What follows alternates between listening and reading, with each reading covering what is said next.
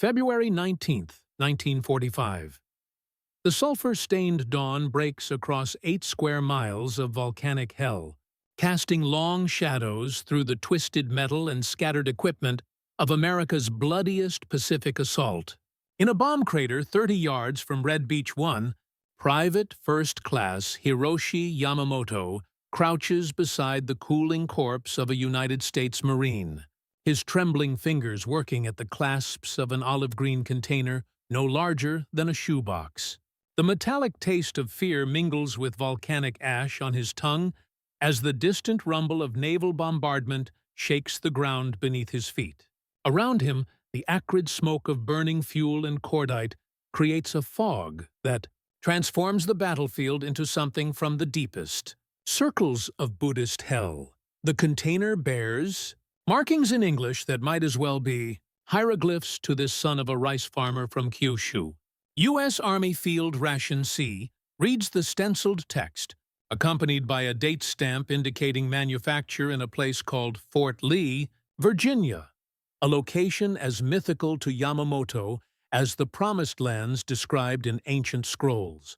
For 37 days, these mysterious American boxes have multiplied across the killing fields like metallic fruit dropping from some industrial tree, discarded with casual indifference by an enemy that apparently possesses such abundance they can afford to waste what the Imperial Army would consider treasure beyond price.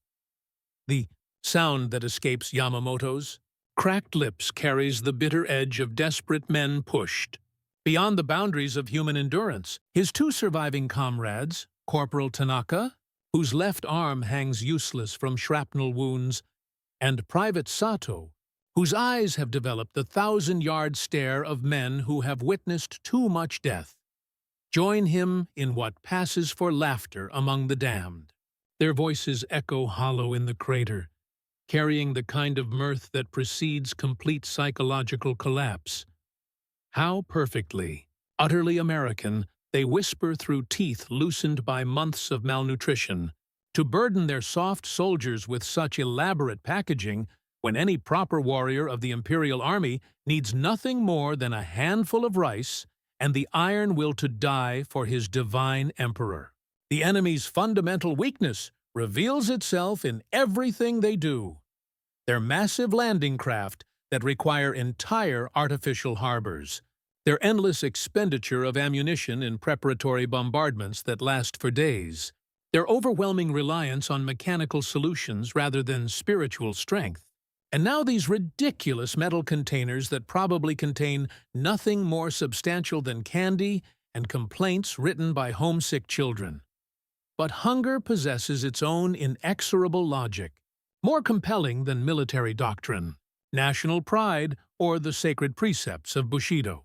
After surviving on half rations since December 1944, then quarter rations since January, then whatever they could scavenge from the corpses of their comrades since the American bombardment began in earnest, even Mockery yields to the biological imperative that drives all living creatures toward sustenance.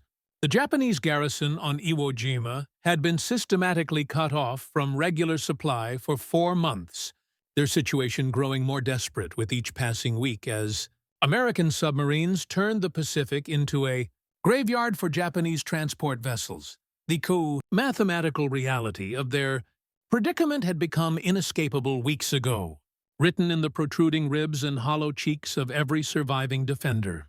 Each Japanese soldier on Iwo Jima was theoretically allocated 660 grams of polished rice daily under optimal conditions, supplemented by 150 grams of barley, 100 grams of meat or fish when the gods smiled favorably, and assorted vegetables that existed primarily in the fevered imagination of Tokyo's logistics, planners who had never heard artillery shells screaming overhead, or felt the ground shake from naval bombardment.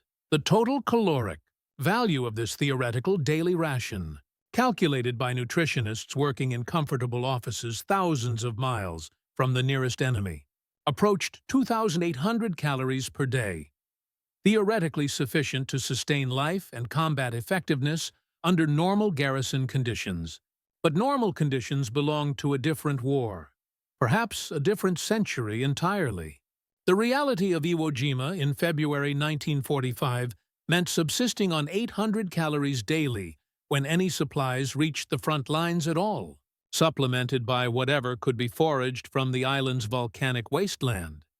Seaweed scraped from tidal pools, tree bark ground into paste, and occasionally the flesh of fallen comrades when starvation overrode the taboos of civilized behavior.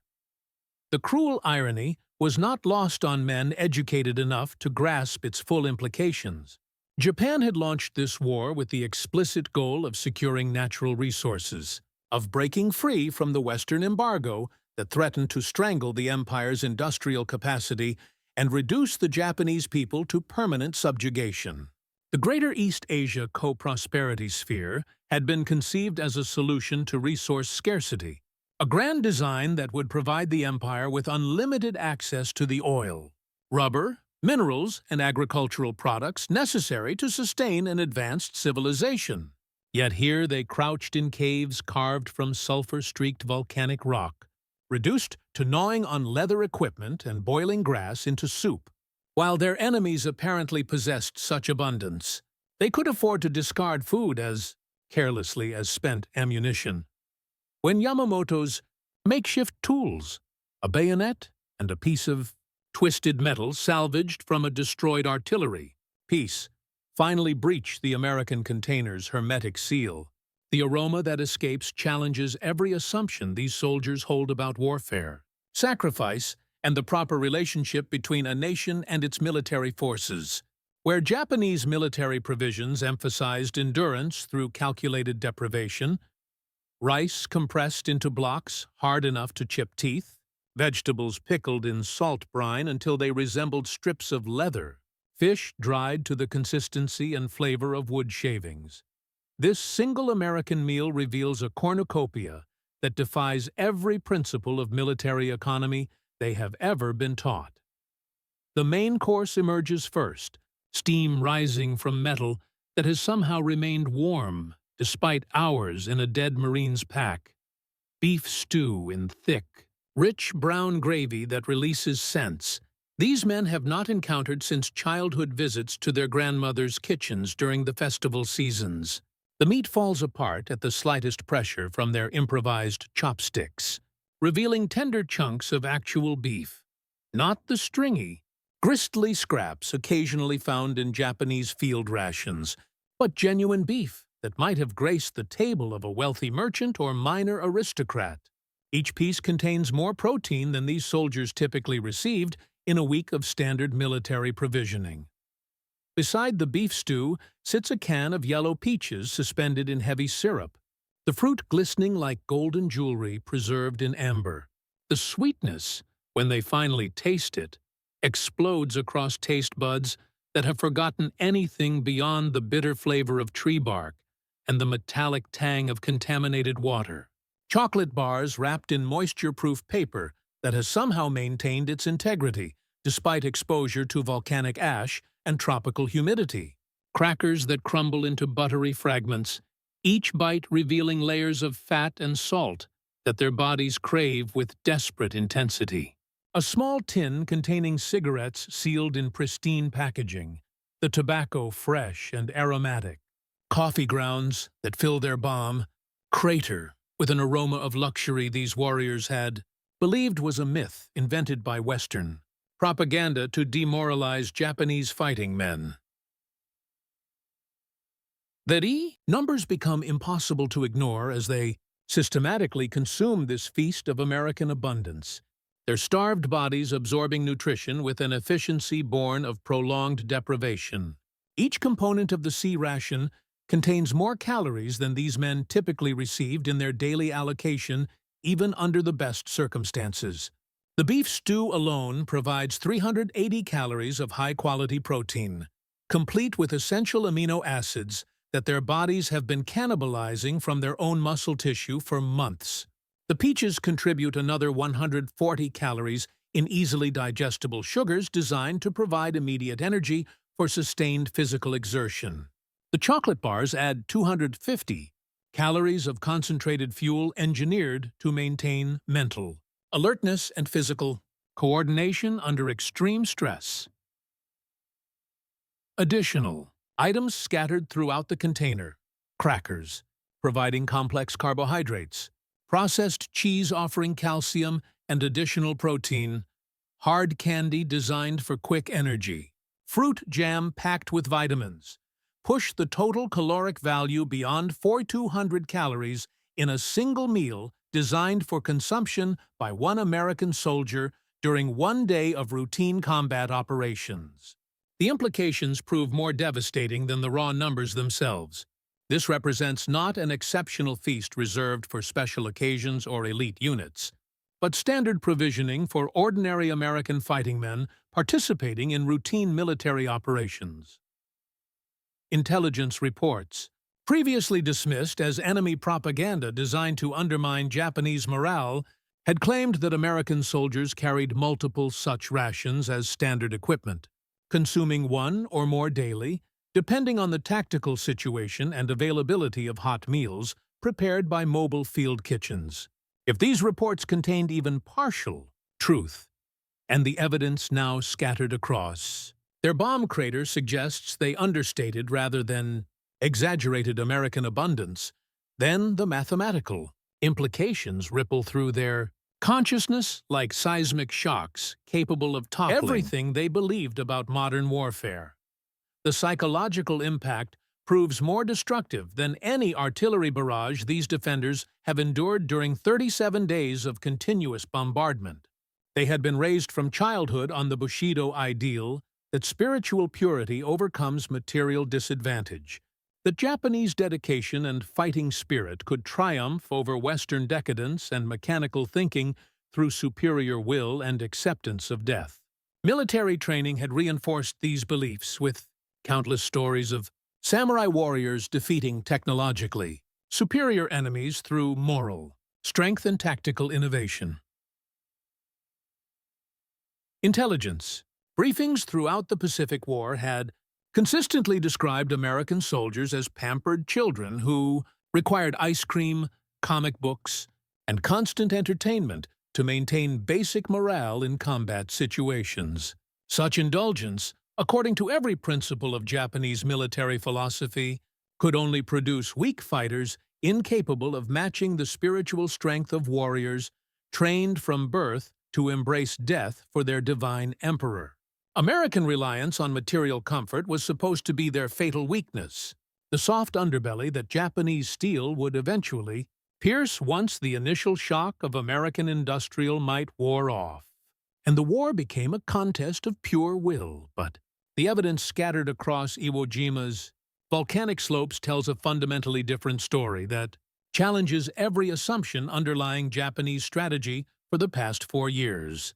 These supposedly soft Americans had fought with mechanical precision and terrifying effectiveness, advancing yard by yard through defensive positions that should have been absolutely impregnable. They displayed not weakness, but relentless determination backed by endless ammunition, overwhelming firepower, and apparently unlimited supplies of everything necessary to sustain modern warfare indefinitely. Historical records, captured alongside these rations in American command posts and supply dumps, reveal the true scope of this material disparity with devastating mathematical precision that Japanese intelligence had consistently underestimated. The United States military consumed approximately 22 million tons of food during World War II, distributed through a logistics network that spanned the globe and operated with clockwork efficiency that made Japanese supply efforts appear primitive by comparison. American agricultural production had increased by 25% during the war years, despite sending 12 million men overseas and converting millions of additional civilian workers from food production to military manufacturing. The average American soldier received between 4,000 and 4,500 calories daily, with fresh meat, dairy products, fruits, and vegetables supplemented by scientifically designed field rations that maintained optimal nutritional balance under any conceivable combat conditions. Specialized research facilities had spent years developing food preservation techniques packaging methods, and nutritional formulations specifically designed to maximize fighting effectiveness rather than minimize cost or weight. The American military treated nutrition as a weapons system worthy of unlimited funding and scientific attention. The contrast with Japanese military provisioning could not be more stark or psychologically devastating to men who had spent their entire adult lives believing in the superiority of Japanese military science. By early 1945, the average Japanese soldier in the Pacific Theater received fewer than 1,500 calories daily when any supplies reached him at all. Medical examinations of captured personnel revealed widespread malnutrition, with soldiers frequently weighing 30% less than their American counterparts and displaying symptoms of vitamin deficiencies that had been virtually eliminated from American forces through systematic nutritional planning. Vitamin deficiencies had become so common among Japanese forces that night blindness, scurvy, beriberi, and pellagra were classified as routine medical conditions rather than exceptional diseases requiring special treatment. Intestinal parasites, virtually unknown among American troops due to superior sanitation and food processing, infected nearly 80% of Japanese soldiers in the Pacific, further reducing their ability to extract nutrition from already inadequate rations. More sea rations emerge as the Marines continue their methodical advance across the island, each discovery adding to the psychological pressure on Japanese defenders who begin to comprehend the true nature of their enemy through the most fundamental human necessity, sustenance. Each container becomes a lesson in American industrial might, but the contents reveal something more profound and disturbing about the civilization that produced them with such casual abundance. Every component reflects a nation's fundamental commitment to the welfare of its fighting men, a philosophy that treats individual soldiers as valuable assets, worthy of substantial investment, rather than expendable resources to be consumed in service of abstract ideological goals.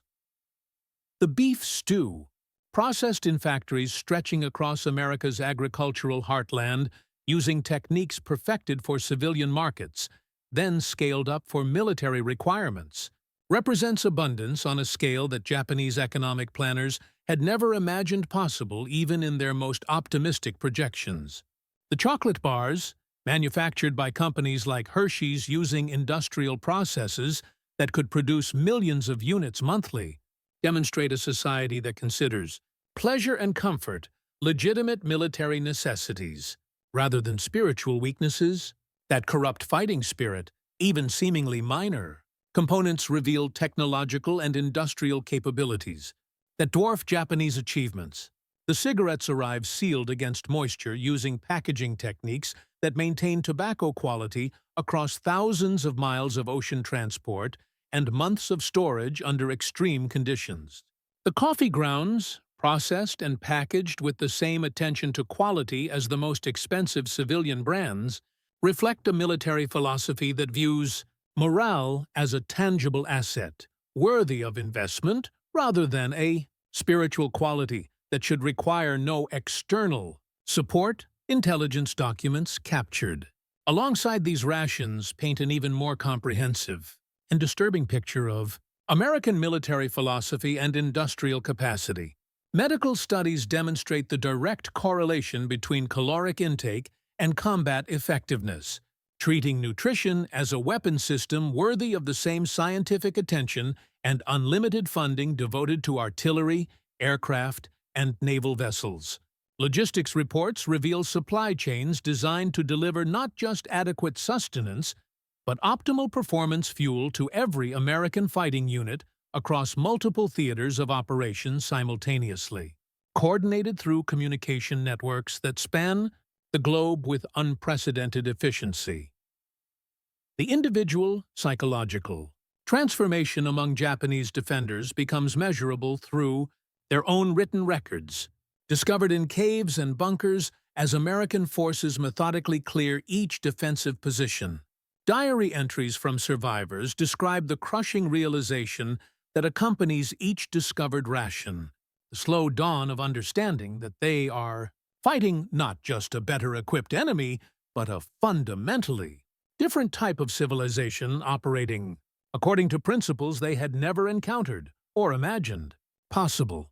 Lieutenant Colonel Baron Takechi Nishi, commander of the 26th Tank Regiment and one of Japan's most decorated cavalry officers, acknowledges in his final communications to Tokyo that American material superiority extends far beyond weapons and equipment to encompass the fundamental relationship between a society and its military forces.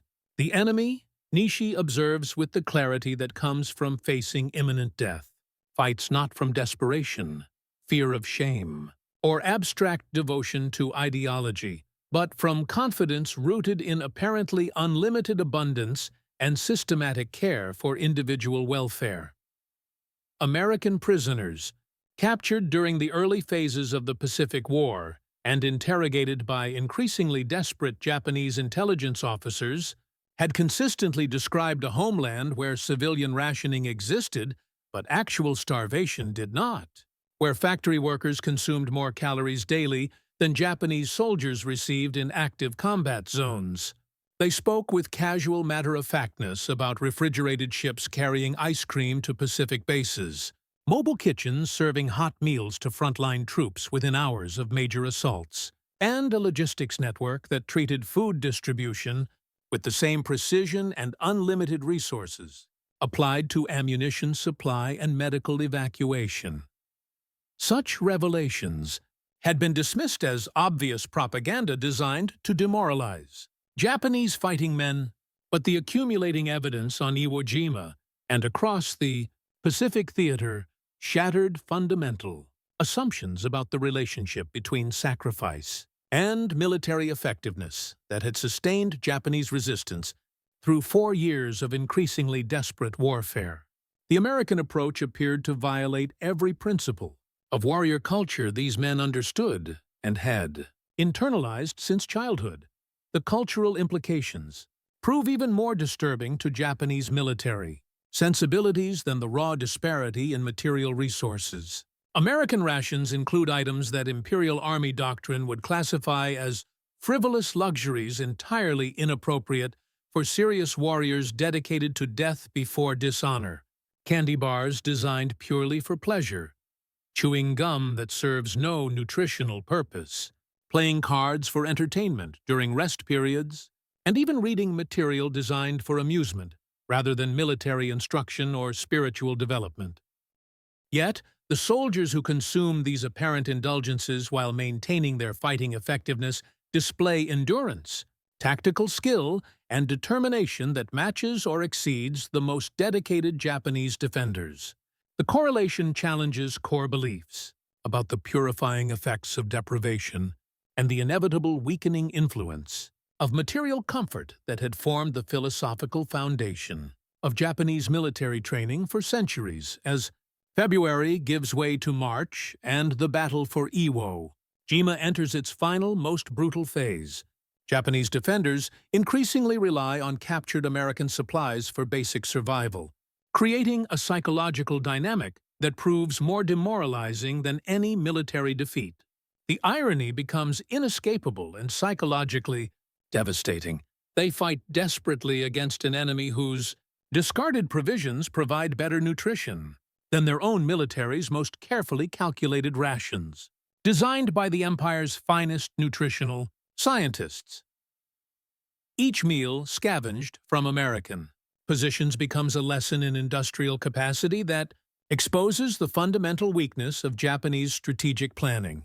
Each calorie consumed represents a reminder of their empire's inherent limitations in any prolonged conflict with a civilization capable of such casual abundance. The C-Ration container, originally an object of mockery, transforms into a symbol of inevitable defeat that haunts every surviving defender with its implications for the broader war effort. The broader strategic implications emerge through additional American documents that accompany these food supplies, painting a comprehensive picture of industrial and agricultural capacity that renders Japanese resistance mathematically futile regardless of spiritual dedication or tactical innovation.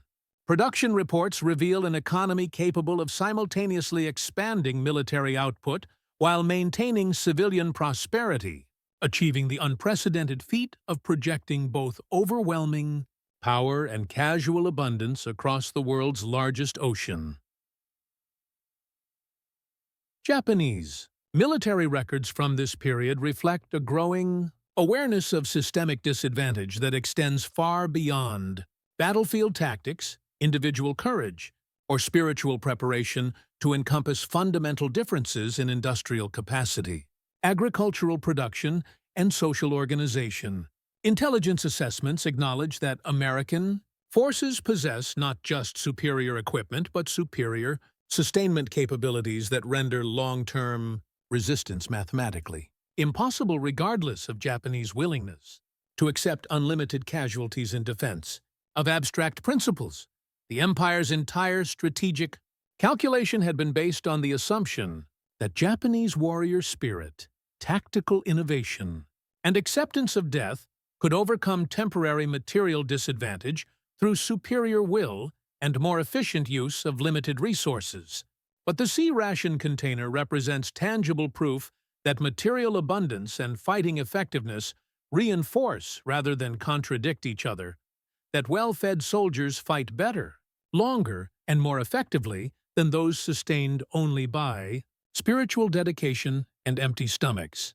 The symbolic power of these rations extends beyond their immediate nutritional value to encompass the entire civilization that produced them with such systematic thoroughness and casual abundance. Each container represents the coordinated efforts of millions of American workers, farmers whose productivity had been revolutionized through mechanization and scientific agriculture, factory employees working around the clock to process and package food for global distribution, truck drivers maintaining supply lines that span a continent, merchant sailors risking submarine attacks to deliver provisions across thousands of miles of hostile ocean.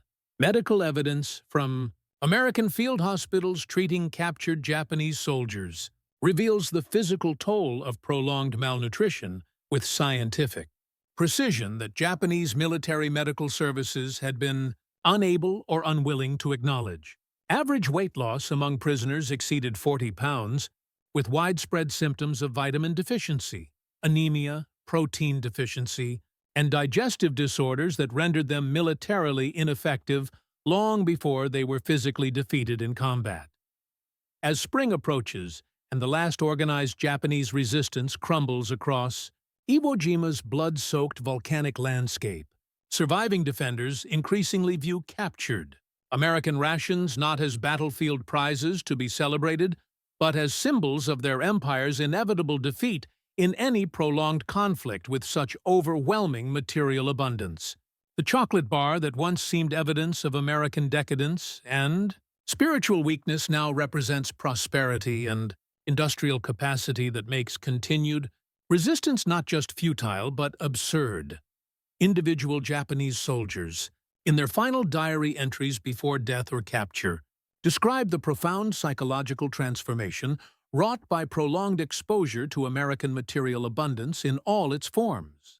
What began as mockery of perceived enemy softness and dependence on luxury evolves, gradually but inexorably, into recognition that traditional definitions of strength and weakness require fundamental revision when confronted with evidence of systematic abundance applied intelligently to military purposes. The Bushido ideal of victory through spiritual purity and acceptance of death confronts the harsh, mathematical reality that hungry soldiers cannot defeat well-fed ones regardless of their willingness to sacrifice their lives for abstract principles or divine emperors.